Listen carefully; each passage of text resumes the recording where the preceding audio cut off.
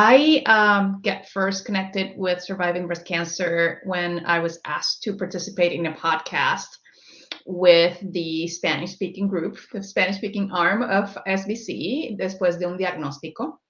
At the time, I had no idea how I got connected, but I actually figured it out once I attended September of last year, their leadership retreat. And Abigail, who I had already met and had partnered with, and many other advocacy, other types of efforts, had connected me to them.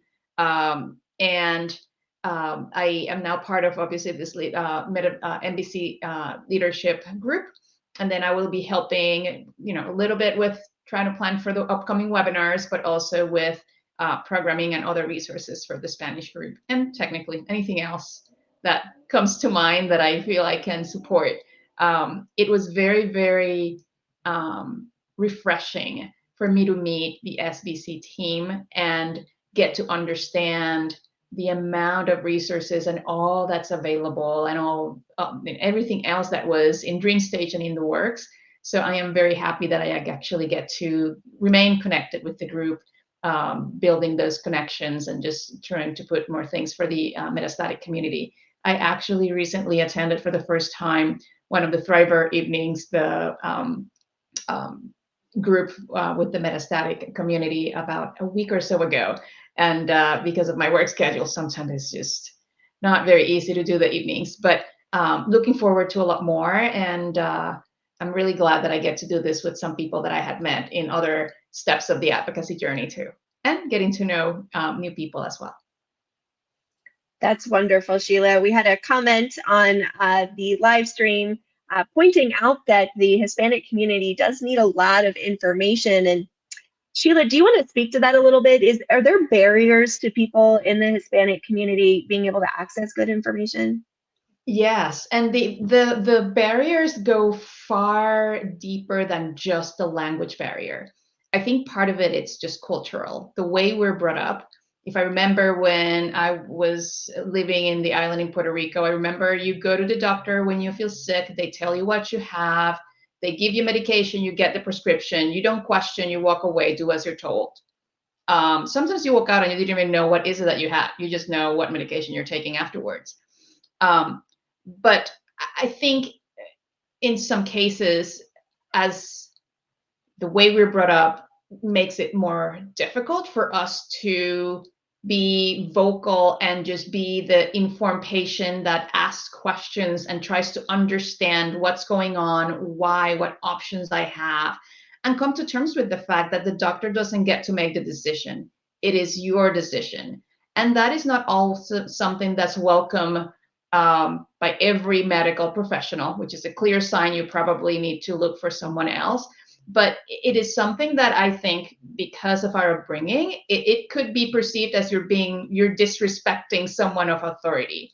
So I think part of it is just overcoming that.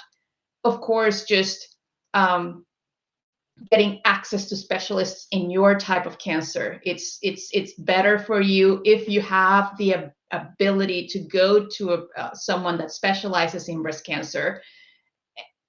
Go there. But sometimes we don't even know that there's a distinction. But also realize that that's not an option in every single case, in every single place, which is why having information and having knowledge of things like, what's your cancer subtype? What type of testing do you do? Do you have a genetic mutation? Then you're able to have those conversations and make sure that the treatment that you're being offered as an alternative is indeed something that matches what your clinical panorama is. Obviously, cost, it's another big thing, because treatments are expensive and you don't always know that there are many places where you can request support. It can be a grant that you can apply for. It could be organizations that provide funding for different types of expenses. It could be even the pharmaceutical company that makes the medication you're drinking. In my case, nobody told me that there was a copay program for Ibrance. And even though I have very good health insurance coverage through my employer's health insurance, I was still going to have a copay if it wasn't because the pharmaceutical person that contacted me said, hey, have you talked about, do you know about X program? And ended up being able to have that with a zero copay, which is not the case for everyone. I think that the challenges we face as a Hispanic community are very similar in many respects to what anyone faces, regardless of race. But I think a little bit of kind of like the upbringing actually plays a big role, and just availability of things in your own language, because it's not easy to understand even if it's in your own language. But when you actually have things that are not in Spanish, it's even harder for you to try to maneuver around it. Thank you for sharing that, Sheila. I certainly don't always understand some of the cultural implications, the language implications, but I can say from my own personal experience that patients share a different level of information with each other than we're getting from any medical professional, regardless of intention, right? We don't want to say that the medical people treating us don't have good intentions, but they just look at things a little differently. And so patients share a very different set of information. It's the lived experience that's different. And another thing that is really important, we are brought up not to talk about your problems with people. And it can be very isolating.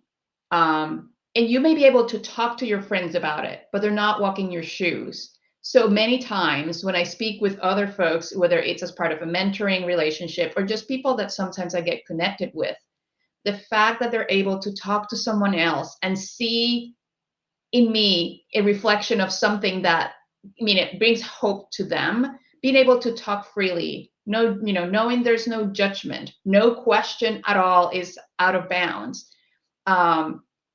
That sometimes it's a little bit different, because in our community it's kind of more you keep it to yourself, you deal with it on your own, and asking for help, there's a little fine line there too. So it's a little bit more difficult, I would say, at times. And why it's so important for organizations like SBC to offer those chances to connect. I just wanted to clarify. So Sheila was talking about the specific breakout rooms to metastatic breast cancer, which are the first and the third Thursdays of the month. Thursday Night Thrivers, which is that same meeting, does meet every single Thursday. We just meet separately on the first and the third Thursdays for people living with metastatic breast cancer. Amy, I think you wanted to share something else before we get to our last question.